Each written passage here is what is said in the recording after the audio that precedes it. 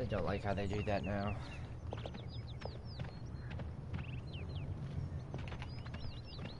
I really don't like how they do that now. With having the rotation characters up top. The battle is about to I'm just begin. not a fan of that. Like, it really throws me off because I'm, like, for me, I'm doing these videos in alphabetical order. I just did Makoa, and I'm like, okay, so the next one is, and I'm scrolling down, and it is Maldamba. But I'm like, where the fuck is Makoa? And he's up here. So Maldamba, let's do the Maldamba video today. And Maldamba, in my opinion, is the undisputed #1 support in the game. Plain and simple.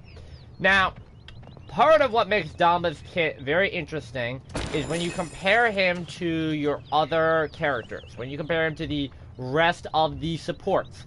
Maldamba is the only character in the game that has 2 heals not mapped to a legendary card or an ultimate ability. So example, Ying has her ultimate, which we're not counting, and then she has Life Exchange, which is a legendary card.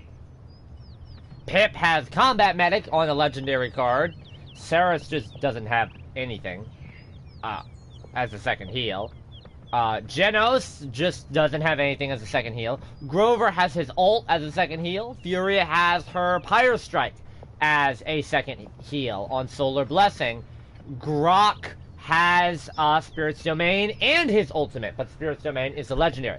Damba is the only character in the game that has 2 separate healing abilities without the need to do that. So you have that, and you have that. There you go. Boom, stand in that, get healed. Yeah, you like that, saucy ass Fernando.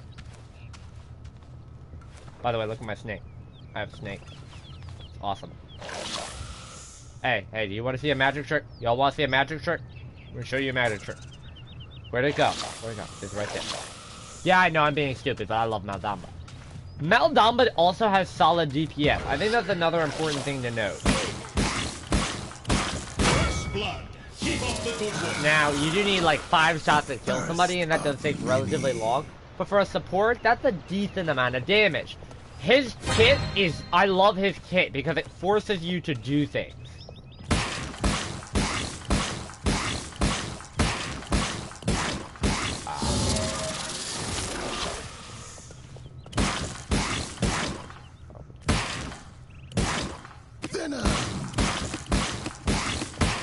Now notice that Maldamba has no damage fall off at range, but he does have a projectile-based weapon.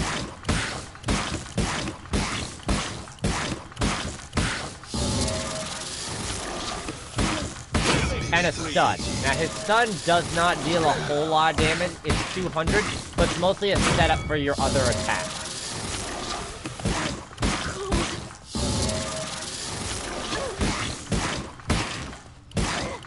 5 in a row. Double kill. That's 7 in a row.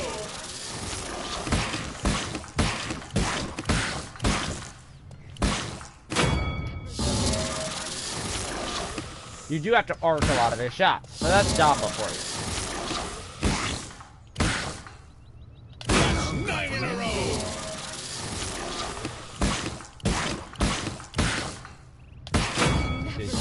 Alright, enough fucking around. What makes Damba's kit so strong? Well, Damba has options for everything. Do you want to be a damage Damba? Do you want to be a support Damba? Do you want to be a midline Damba? That's what you have to go into the game. I want to be a damage Damba. Great! I got options for you. Weniko's Curse. So this changes your Mending Spirits, which is normally a healing ability, into a damage ability. That's Spirit. It's basically the reverse effect of Spirit's Chosen. So you have Spirit's Chosen, and then you have that. Now, if you look at Damba's kit, you want to look at a couple of key things right off the bat. So first off, you have a 3-second cooldown on ability that lasts for 5 seconds, so you can keep 2 people sustained for a relatively decent amount of time. 300 health per second, roughly. And your Gourd is 300 health per second, healing on allies, and it damages enemies for 200 health per second as well.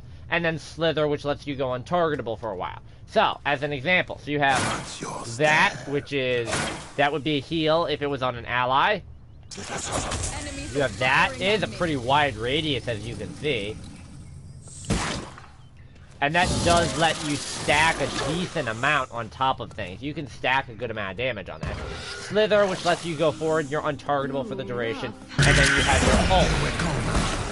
And your ult is not very good. What is this glitch? The spirits are satiated. What is going on? For now. Wait a minute. Did I break the game? I broke the game. Oh my god, I broke the game. What is happening right now? I broke the game! I broke the game. Oh my god.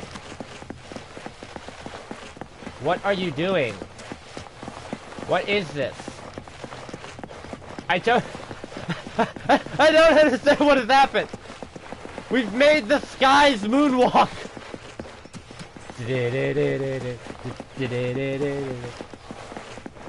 Oh my god. Oh my god, what's happening? No! I'll save you! Ah! Oh, I'll kill you instead. No! It did not work. Not like this. I have such sights to show you.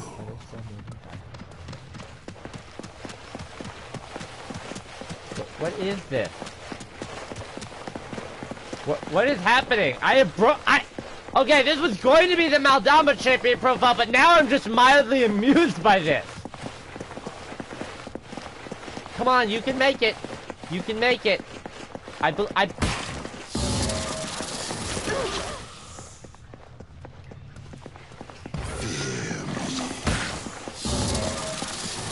So cold. I think that worked. Are you okay? Ah. Not anymore. Bam. R.I.P. Here lies the body of moonwalking Sky, forever missed, captured on YouTube. Okay, now that we've got the bullshit out of the way, I've got to make up for about 2 minutes of lost time. Where was I? I don't even remember. Okay, so you know how your abilities work. So this is Weniko's Curse. This, in my opinion, is his weakest card. It is a decent option, but it basically lets you poison enemies. For a decent amount, it just gives you an extra damage option. It's an effective way to kill people. Now your Mending Spirit stuff has a very long effective range on it, and this lets you snipe very effectively. Because you have almost an infinite range on it, you can snipe and deal a shit ton of damage at range. So this is a very stealthy pick. Now you would say, well, 500 damage is not a lot of damage, but when you think about the fact that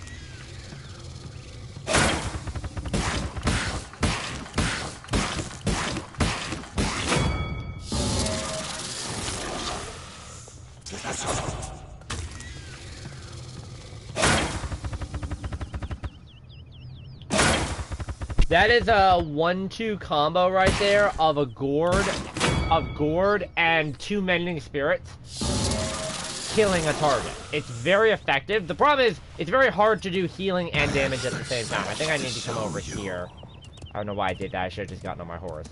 It's very hard to do this. In the middle of a fight, you want to cast Mending Spirits for a heal. Oh, shit, I didn't even do that. I feel strong.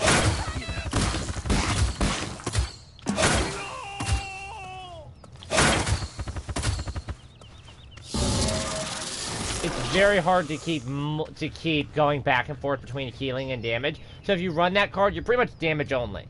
Now you have Wikona's Wrath. Now this is your second damage option. It deals an additional 500 damage, and it is now faster. Now the build that I have for this is Snake Toss. So this is Snake Pit this is boosted reload speed. The Eerie Presence is incredibly strong. A lot of PC players and a lot of high-level Maldambas. This nothing knows that it. Oh, I never miss. I never miss. That's a load of bullshit right there. That is a load of bullshit. You are going to miss. Your mending spirits don't fucking lie. Like, come on. Even the best of us miss a mending spirits once in a while. It is not this earth-shattering thing that, oh god, oh no, oh, I missed mending spirits, I failed you. No, it's not. That's not how it works. So, what does Wakona's Wrath do? Well, Wakona's Wrath is a relatively common one. Basically, it gives you an extra 500 damage, and it gives you and your stun, it travels faster.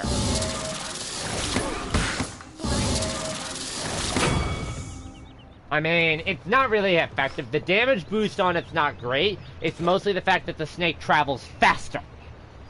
But, woohoo? That's why I don't really like damage Damba. I think Damba's just too good as a healer. Because of the fact that, you know, hi, have some heals. Yeah, yeah. Oh, wait, you're the enemy. Hi, have some damage. Yeah. Burn. And whatever the fuck that kind of gourd is. Now, there is another one of my favorites, is Ripened Gourd. Now, I like this card. I see this card come up a lot. In situations where it really doesn't need to come up. This is what I run. This has the Eerie Presence, the max health, and then I have caught one on the gourd, 30% reduced healing. I could take a couple of points off of the extra health and max that out to level 5. If you want to do that, go right ahead. That's entirely up to you. The thing is, gourd now having a 50% chance not to go on cooldown. That is the big part of the build. So we'll wait. We'll wait.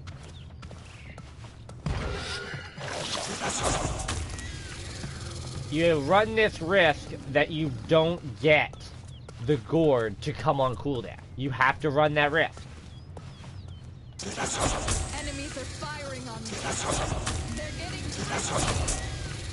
I can have an entire area coated in gourds. That's awesome. That's not the most effective way to use that card, but that's just how it works. The most effective way, let's see if we can get it, is, so you drop, let's say, 2 gourds. If I had a third one ready, I would hold on to it. Because you really only need 2 gourds to cover a certain spot. And you keep the third gourd for when you really need it. Like, if you need a heal, rather than, like, right here, I would save that. I wouldn't use it. Just because you have it right away doesn't mean that you need to use it right away. So, I mean, there's no real incentive on that. See? I can cover that right there. But there's no effect. Basically, you can get up to 3 gourds at a time, I think it is, and then it'll just stop. Slither is very good as a defensive option. I think it's one of the best movement abilities in the game. You can reduce the cooldown on it pretty well. You can increase the distance on it pretty well. And I love it just because of the fact that you are untargetable for that duration. So that really lets you go through things. And if you time it right, it is an absolute beast of a thing. You can slither straight through power ultimate in the game. Like, no problem. The other one that I want to talk about, this is your more common, is Spirit's Chosen. So this is an additional 300 up front. Now I do have 2 builds on this. This is Snake Hide. This is a damage reduction one. So I get 20% damage reduction when I heal an ally with Mending Spirits. As Damba, you always want to keep somebody healed. You always want to have a heal on somebody with Mending Spirits because that cooldown is so low, you can sustain so many people at a time, and Spirit's Chosen gives you that incentive. You're giving more healing to your team, and in exchange you get damage reduction. This is very important if you're going up against snipers as well, because that 20% damage reduction, coupled with additional, you can get Resilience if you want, or Illuminate or something, you don't have to buy Haven or something out of the gate, you just have to keep your team healed. And the other thing is, this is my go-to build, this is Snake Healing. And this is one of the great things about Damba. He is able to apply Cauterize on his gourd. He's able to apply a Reveal on his gourd. He is able to provide movement speed, which is the build that I run here, movement speed on his Mending Spirits. He's able to provide damage on his Mending Spirits. He's able to get damage reduction off of his Mending Spirits. He has a very wide kit.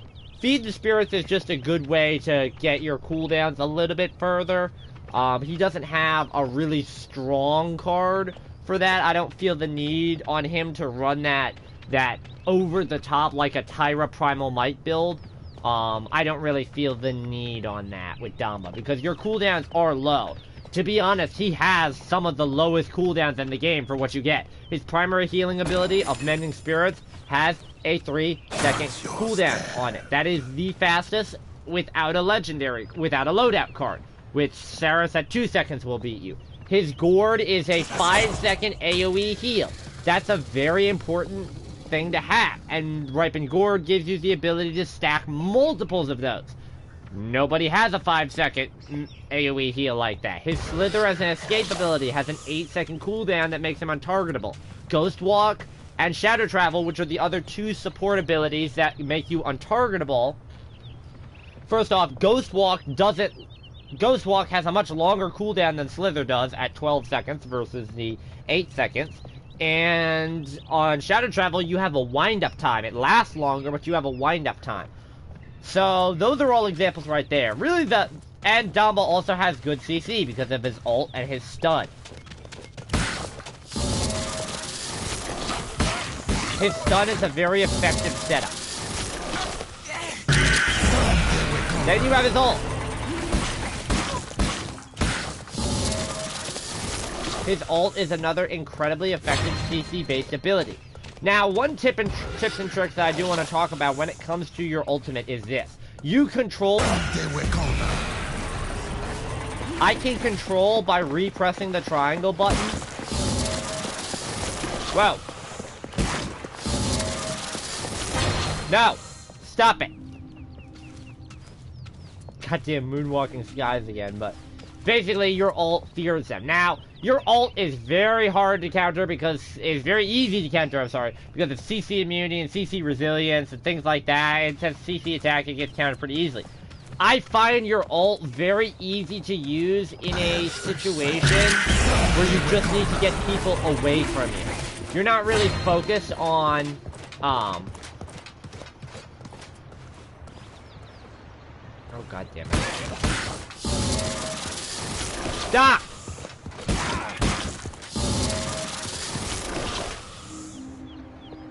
No more moonwalking. Basically, your ult is very effective in that situation to isolate yourself. If you're getting jumped by multiple people, I would recommend that you use your ult. It's very... ideally, you want to use your ult to secure an objective, like to chase everybody off. But more often than not, the timing on that's going to be very difficult. Your ult is very good as a way to set up a double kill for yourself or a triple kill for yourself and give your team a little bit of a better chance. You ulting, you can slither in the middle of a tough fight right here, chuck your ult, let's say that's your ult because I actually don't want to burn it again. So you just chuck the ult right there and whoever is fighting Fernando has to now run away. This gives you and Fernando the opportunity to attack. Not only do you deal good damage, not only do you have a good amount of CC and control in your kit, and the amount of buffs that you have with the speed buffs, the healing, the damage reduction, all that good stuff. On top of all that, you have low cooldowns and you have high survivability, and 2 heals without a legendary. This makes Damba one of the most well-rounded. Now what do you want to buy? You always want to buy Kill to Heal. You always want to buy Kill to Heal. Just because of the fact that you shouldn't be buying Life Rip. Like, you shouldn't. If you're Maldamba, your job is not to do that much damage, and if you are being a damage Damba, you're mostly going to be doing it off of stun or off of Wakona's Curse. You're not going to be doing it with your primary fire. So again, Life Rip doesn't help you there. Veteran, no. Rejuvenate, if you have a second healer, then yes, I can understand that, but Kill to Heal is generally a better option for you. A lot of people buy Chronos, but I don't agree with that. Your cooldowns are relatively low. If you think about it, chuck out a Gourd, you've got a 5-second cooldown, basically, because it lasts for 5 seconds, and the cooldown starts instantly. So you have a 5-second cooldown, basically, on your Gourd, and you have a 3-second on your Mending Spirits, and if you miss, Eerie Presence lets you reset it, basically. So, you don't need Chronos. That's a waste of ability. Nimble or Morale Boost. Nimble for mobility, Morale Boost just because your ult is pretty effective. If you like to use it like I do as a setup for kills, as a 1-2, like I'll ult a group of enemies that tries to jump me, kill 1 or 2 of them, and then retreat, that is a better use of your ult, and you can run Morale Boost and still have your ult for a cap if you need. Master Rider for Possess. He's one of the few healers, you know, everybody says healers need Chronos, healers need Chronos. Damba doesn't. If you're like me and you are an experienced healer and you're used to working around certain cooldowns, Damba is nothing to you. A 3 and a 5-second cooldown, essentially. Resilience is a very strong thing, believe it or not, on Maldamba. Because of the fact that as a Maldamba, one of the things that you deal out is CC. Getting hit by CC does the same thing to you, and it's not very pretty. You do have the ability to give yourself Haven/Blast Shields 3 if you're healing somebody. So as long as you're constantly keeping somebody healed on that build, you can do that. Obviously, you can stack it, and you're looking at about a 40% damage reduction build, which is really nice for a healer. I mean, who doesn't want 40% damage reduction as a healer? But more often than not, I will buy Resilience. If they have a sniper, I will buy Haven out of the gate, and with the Snake Hide build, you look pretty good. This is the interesting category here, as Damba is pretty much the poster child in the game for buying Deft Hands. Okay, if I'm Buck or Makoa, I can work around that slow reload speed, because I deal a lot of damage per shot. And I have cards that can give me ammo in my kit. Damba doesn't have that. Damba has 10 shots, and he's out of ammo. And you have to reload. And his reload is so fucking long. Oh god, is it long. Like, this is his reload. Oh god, that's so boring and forever taking. Especially because your reload is such a critical part of your offense, with the ability to stun. So, one thing I will recommend though is, if you plan on running reload speed, do not go higher than tier 2. Tier 3 is just too fast. You're not going to be able to aim it unless they're right in front of your face. Like, if there's an enemy right here at tier 3, that's the only time you're going to hit, because you're actually reloading too fast. If you also want that, you can get that in your kit. You can get Snake Pit at levels at tier 4 is Deft Hands 1. So get that, buy Deft Hands up to tier 2, and then stop while the getting is good. Wrecker is a decent option on Damba as well. You do apply Wrecker very well. So if you don't mind having that a little bit slower reload speed, Wrecker is a very good choice for you, because it gives you a better purpose than just straight up attacking enemies. It's for whittling down shields, especially on people like Torvalds and Vivians, where if they get up and close, they're not really expecting a Damba to have Wrecker, and their shield just goes bye-bye pretty quickly. Cauterize is not effective on him. It's more effective than on a character like Shaolin. You can apply it quickly, but the arc of your weapon shot, combined with it being a projectile, you're not going to hit as many, especially if you're focusing on healing. If you are going a damage Damba, if you are going Wakona's Curse, I would recommend Cauterize. If you're going Wakona's Wrath, I would recommend Deft Hands, obviously. I can't recommend Bulldozer. I can't really recommend Illuminate, because if a Sky jumps you just hit her with a fucking stun. Another important trick on Maldamba, I think is very important to note, is pretty much you always want to make sure that you have 9 rounds on your Snake. And the reason why I say that is because you want to have the ability to reload at any time. See, this is the interesting part to Damba's kit. Having a slower reload time means you can cancel it by revving.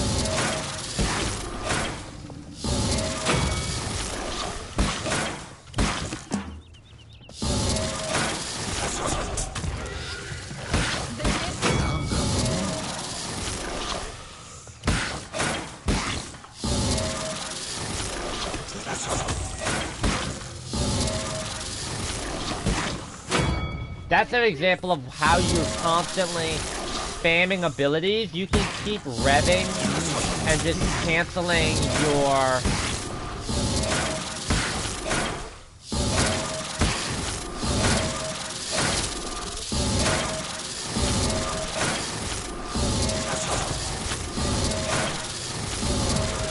You get the picture, basically? You can constantly cancel your rev animation, as I call it, on your Snake by activating another ability. So that is another helpful tip and trick that you can do. You can always have your reload ready if you need it by just revving it up. And the downside is, if you're revving your Snake and you get jumped from behind by somebody, eat a stun! And then go to town on them with a fully loaded magazine.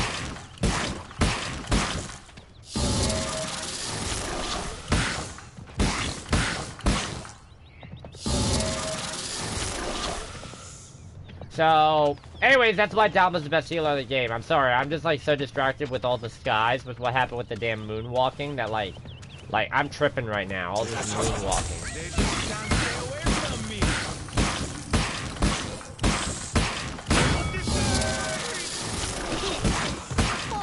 Kill. The spirits are satiated Triple kill. for now.